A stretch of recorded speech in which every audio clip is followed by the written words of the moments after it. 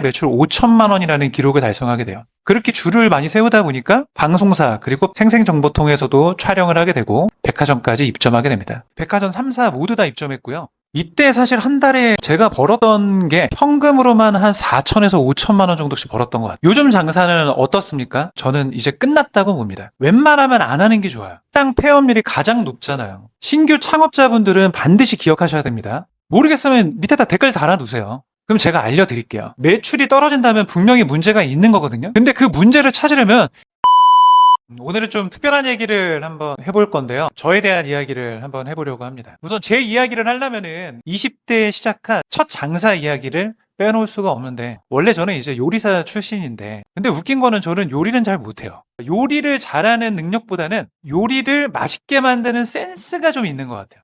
그때 당시 아버지께서 사업을 하시다가 대차게 말아드시면서 어쩔 수 없이 장사를 하게 되었죠. 근데 집도 경매로 넘어가고 이제 먹고 살 집도 필요했고요. 저희가 살 집을 족발집 바로 위에 2층에다가 얻게 되었어요. 그게 한 5평 정도 됐던 것 같은데, 이렇게 침대 하나를 이렇게 놔두고 부모님이 그 위에서 주무시고 저는 그 바닥에서 잤죠. 근데 또 죽으라는 법은 없는 게, 그때 당시에는 사실은 몰랐는데 지금 와서 생각해보니 몸에다가 저희 매장 브랜드를 입혀서 왼손에 이제 종을 들고 종을 딸랑딸랑 두부장사처럼 치면서 그렇게 전단지를 나눠드렸어요. 전단지를 주는 것뿐만 아니라 저희 매장까지도 막 끌고 오셨었죠. 이제 그렇게 하다 보니까 손님들이 굉장히 많이 늘어나기 시작했고 10평짜리 작은 족발집에서는 도저히 안 될 것 같아서 2층까지 저희가 확장을 했습니다. 1, 2층으로 손님들이 가득 차 있는 모습들을 보고 바쁘게 돌아가는 장사를 한 2년 정도 운영하다 보니까 돈이 벌어지는지는 사실은 잘 몰랐어요. 그때 당시 뭐 빚을 갚아야 됐고 생활비도 썼어야 됐고 정산을 보거나 월급을 받거나 그러지는 않았거든요. 근데 그렇게 시간이 지나고 나다 보니까 깨달은 게 하나 있었어요. 돈은 혼자 버는 게 아니고 사람이 벌어다 주는 거구나. 그 사람이 이제 직원이 될 수도 있고요. 아니면 뭐 가족이 될 수도 있고, 아니면 뭐 내가 잘해서 될 수도 있는데, 사실은 나 혼자 잘한다고 해서 돈을 버는 거는 한계가 있다라는 거를 그때 당시 깨닫게 됐었어요. 3년 정도 장사를 하고 나는 시점이 되면서부터 가족과 함께 장사를 하신 분들은 아시겠지만 이게 보통 일이 아닙니다. 남이랑 장사하게 되면은 뭐 서운한 거, 아쉬웠던 거, 뭐 그냥 편하게 얘기할 수 있는데, 이제 가족이랑 하다 보니까 말이 이렇게 좋게 안 나가요. 사실은 가까운 사람일수록 더 존중을 해야 되는데 이상하게 그런 게 안 되더라고요. 내 20대 젊은 청춘이 그냥 버려지는 것만 같았고, 더 이상 여기 있으면은 안 되겠다. 그렇게 이제 결단을 내릴 수밖에 없는 시점이 왔고, 나오게 되는 결정적인 이유는 몇 가지가 있었는데요. 30살이 넘어가게 되면은 저를 어디서든 쓰지 않을 거라는 그런 두려움이 좀 있었어요. 그때 당시에는 이상하게 그런 생각이 들더라고요. 두 번째는 장사를 해서 돈을 벌어보니까 외식업에 대해서 공부를 하고 싶었어요. 단순히 그냥 끌려가듯이 장사를 시작했던 내가 아닌, 외식업에 대해서 내가 공부를 하고 내 장사를 하게 된다고 하면 얼마나 더 잘할 수 있을까라는 생각들이 생겨서 나오기로 결심을 하게 됩니다. 나올 때 뭐라도 좀 갖고 나와야 되는데 사실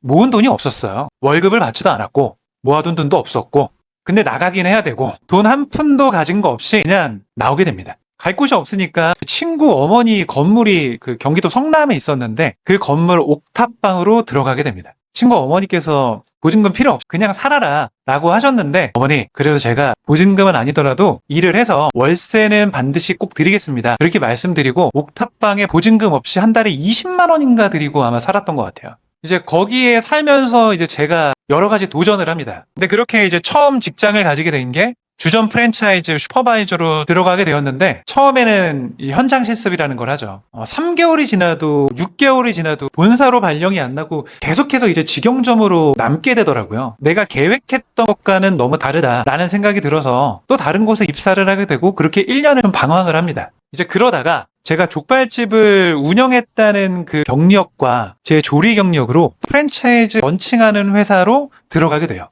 이제 그 회사에 들어가게 된 게 저한테는 굉장히 많은 도움이 됐죠. 브랜드 런칭도 해보고 그 런칭한 브랜드 관리, 교육, 팀을 이끌어 보기도 하고요. 결국에는 A부터 Z까지 제가 다 경험을 하게 됐습니다. 사실은 이게 좀 재수없게 들릴 수도 있겠는데, 저는 이제 1의 법칙이라는 거를 좀 믿거든요. 10번 중에 한 번 잘 되면은 9번의 실패는 다 의미가 없어져요. 그 1로 다 커버가 되는 거죠. 근데 제가 그 1이었던 것 같아요. 20대 때 장사했던 그 노하우와 그때 생각했던 그 모든 것들을 대입해서 내 회사처럼 끌고 나가봤던 계기였었어요. 내 돈을 한 푼도 들이지 않고 심지어는 제가 이제 월급을 받아가면서 내 사업처럼 운영을 했었던 그 시간들이었으니까 얼마나 많은 도움이 됐겠어요. 그렇게 직장 생활을 열심히 하다가 내가 브랜드를 만드는데 이게 좋은 브랜드구나, 이거는 별로인 거구나 라는 거를 직접 느낄 수 있잖아요. 그렇게 좋은 브랜드라고 느꼈던 거에 투자를 하게 됩니다. 그때 당시 이제 어머니 아버지가 다시 소환이 됩니다. 그 족발집을 정리를 하고 우리가 만든 브랜드의 매장을 새로 오픈하게 되죠. 근데 그 오픈을 할 때 제가 투자를 하게 돼요. 그렇게 투자를 하게 되면서 그 매장이 대박이 납니다. 하루에 매출이 한 7천에서 8천 정도 팔았던 것 같고요. 그때 당시에 7, 8천 팔았을 때 한 달에 남는 수익금이 2천에서 3천 정도 남았던 것 같아요. 그렇게 직장 생활도 하고 매장에 투자한 것들로도 수익도 생기고, 그리고 그 자본금을 가지고 또 다른 매장 하나를 또 추가로 합니다. 이번에는 장인어른이랑 저랑 같이 투자를 해서 그게 또 대박이 나요.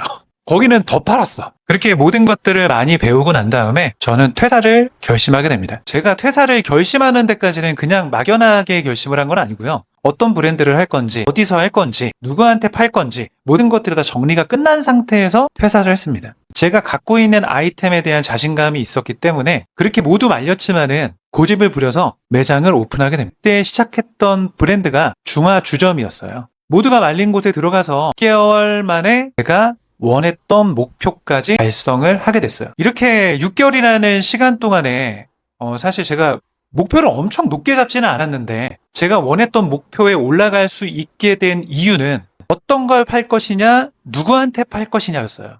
이 두 가지만 결정이 되면은 저는 창업을 해도 절대 망하지 않을 자신이 있었거든요. 그거에 대한 정리가 확고했기 때문에 저는 6개월 안에 그 목표를 이룰 수 있었다고 생각이 들고요. 그렇게 첫 번째 브랜드 매장을 런칭하고 난 다음에 1년 있다가 두 번째 브랜드를 런칭하게 됩니다. 두 번째 브랜드는 중화주점이 아닌 중화가정식으로 런칭을 했고요. 홍리단길로 들어가게 됩니다. 한 달에 매출 5천만 원이라는 기록을 달성하게 돼요. 그렇게 줄을 많이 세우다 보니까 방송사 그리고 백화점 이런 쪽에서 콜들이 많이 들어오더라고요. 생생정보통에서도 촬영을 하게 되고 백화점까지 입점하게 됩니다. 백화점 3사 모두 다 입점했고요.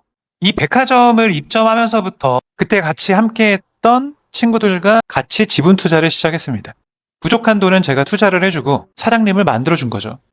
그런 식으로 매장을 하나씩 늘려나갔습니다. 사실은 장사의 가장 큰 목적은 돈 버는 거 아닙니까? 그렇게 장사를 할 수 있게끔 제가 도와주고 저도 이제 제가 원하는 가치와 이익을 가져가는 구조로 만들었던 거죠. 이때 사실 한 달에 제가 벌었던 게 현금으로만 한 4천에서 5천만 원 정도씩 벌었던 것 같아요. 세상은 항상 단 것만 주지 않죠. 그렇게 잘 나갔던 매장들이 코로나와 함께 무너지기 시작합니다. 코로나가 딱 터지니까 백화점부터 망가지더라고요. 여기서 결단을 내렸던 게 코로나 이후에는 분명히 외식업이 코로나 이전과는 달라질 것이다 라는 방향성을 잡고요. 저 혼자 1인 창업으로 테스트 매장을 하나 오픈합니다. 거기서 시작했던 게 라운지 모카 브랜드예요. 바 테이블만 갖다 놓고 장사를 시작했는데 적자였죠. 왜냐하면 그때 당시 외식업 아예 다 규제 대상이었기 때문에 1년 뒤에는 사람들이 늘어나기 시작합니다. 그때 제가 운영하면서 정말 신기했던 게 그 골목까지 어떻게 알고 택시 타고 오세요. 제가 사실은 엄청 손님들한테 막 친절하게 막 이렇게 다가가는 스타일은 아니고 그 무뚝뚝함과 친절 그 중간 어디쯤을 갖고 있는 사람인데 사실 라운지 모카를 기획했던 가장 큰 이유는 인건비였어요.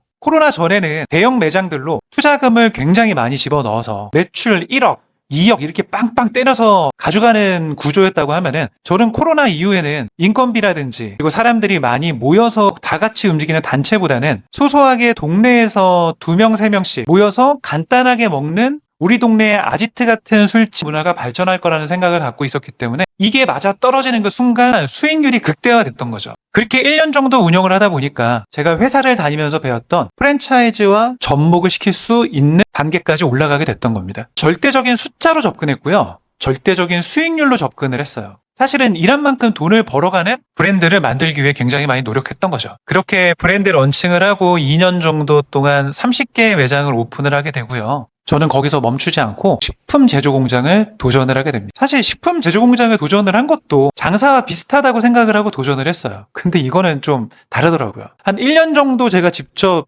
공장을 운영을 하면서 차원이 다른 관리들을 직접 겪게 되면서 이래서 식품 제조 공장을 하지 말라고 했던 거구나. 이 공장을 운영을 하게 되면서 한식 프랜차이즈도 신규로 런칭을 하게 됩니다. 더불어 샵앤샵까지도 현재 준비 중에 있고요. 사실 앞에서 제가 말씀드렸듯이 저는 음식을 굉장히 잘하는 조리사가 아니었고요. 처음 장사를 했던 것도 엄청난 계획을 통해서 진행을 한 것도 아니에요. 근데 제가 여기까지 할 수 있었던 거는 제가 30대 처음 가게에서 나오면서 들었던 그 생각, 일단 한번 해보자. 지금 아니면은 안 된다. 이런 생각들이 저를 시도할 수 있게끔 만들어줬어요. 자, 그러면 장사 얘기로 다시 돌아가서 요즘 장사는 어떻습니까? 사실 요즘 장사 쉽지 않아요. 웬만하면 안 하는 게 좋아요. 최근에 자영업자, 특히 식당 폐업률이 가장 높잖아요. 예전처럼 음식만 맛있다고 성공하는 장사는 저는 이제 끝났다고 봅니다. 장사는 이제 정확히 구조나 숫자로 봐야 돼요. 전에 제가 20대 때 처음 장사했었을 때 지금 내가 갖고 있는 노하우와 내 생각들을 가지고 20대로 돌아가서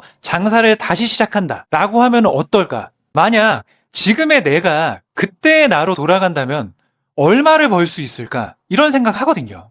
근데 지금은 다르죠. 신규 창업자들 저는 말립니다. 근데 그래도 하고 싶다. 그러면 적어도 동종업계에서 6개월 이상 해보고 그 사장님에게 인정받으면 그때 하세요. 예전처럼 단순히 이거 한번 해볼까? 그냥 뭐 기백으로 한번 해볼까? 이거 안 됩니다. 그리고 만약에 프랜차이즈를 할 거다. 프랜차이즈도 똑같아요. 그 가맹점, 내가 하고 싶어하는 그 프랜차이즈 브랜드 가맹점에 들어가서 6개월 정도 일은 해보고 하세요. 그렇지 않으면은 다 날아가요. 신규 창업자분들은 반드시 기억하셔야 됩니다. 자, 그러면 지금 운영하고 계시는 사장님들, 그럼 이분들은 어떻게 해야 되냐? 제발 정산표 좀 작성하세요.